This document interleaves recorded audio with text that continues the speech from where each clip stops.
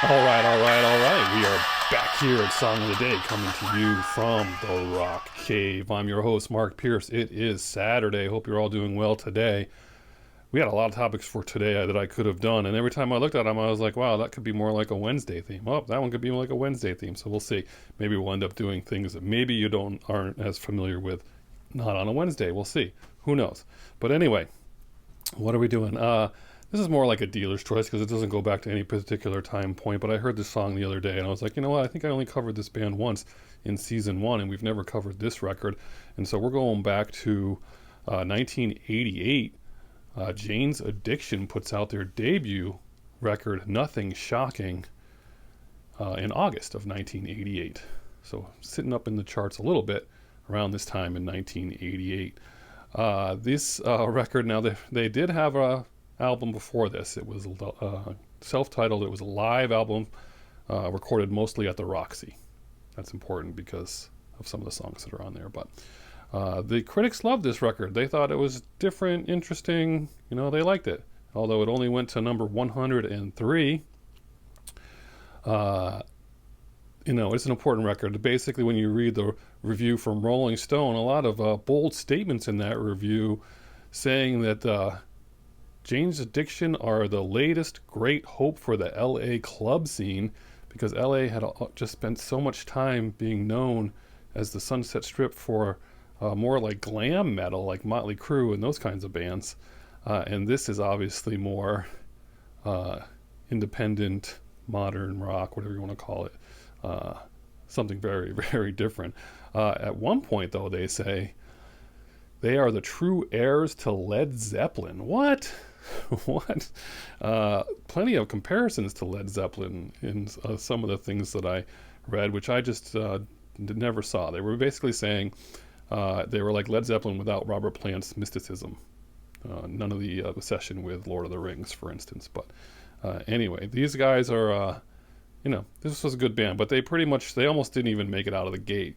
When they recorded this record, they got into the studio with a producer they really wanted to work with, and right off the bat, Perry Farrell was like, you know, I wrote a lot of this stuff, so I want 50% of the royalties for the publishing of all those, and I want a 50% of the rest of the percent of everything else. And the band was like, what are you talking about? So that caused a huge fight.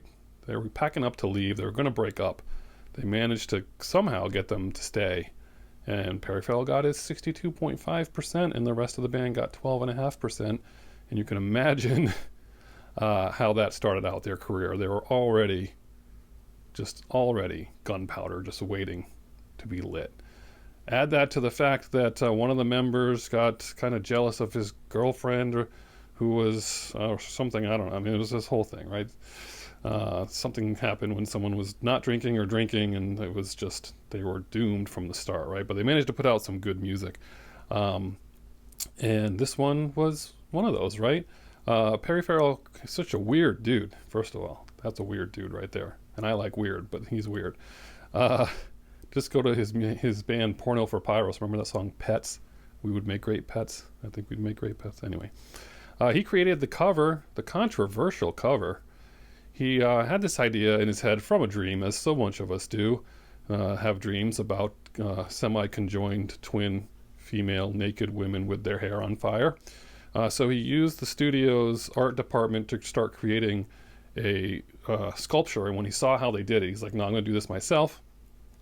Arranged to have a plaster caster made of his girlfriend naked. And they built that sculpture for the front of it. Now, once that came out, 9 of the 11 major record store chains refused to carry it like that.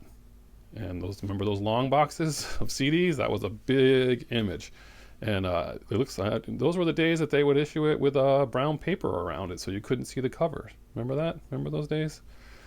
But yeah, that's what happened with that. I remember stocking that record in the record store, and yeah, that's the story with that.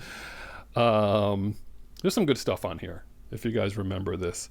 And the songs that stick out for me are Had a Dad, Mountain Song, which the video was banned by MTV because it had nudity in it. There you go. And Jane Says. Jane Says, that's the easy one for your song of the day. This was on that live debut. A much different version without the steel drums. And so that's the steel drums version is the one that's the so much better version, and that Jane says is still one of my favorite songs to this day. And what a great song that is, right?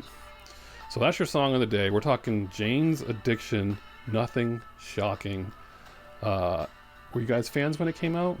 I didn't become a fan until a little bit later, a little bit earlier in the 90s, but this is some good stuff here. Now, Jane says this is a great song. So that's good for a Saturday. That's your song of the day. Enjoy it, whatever you're doing.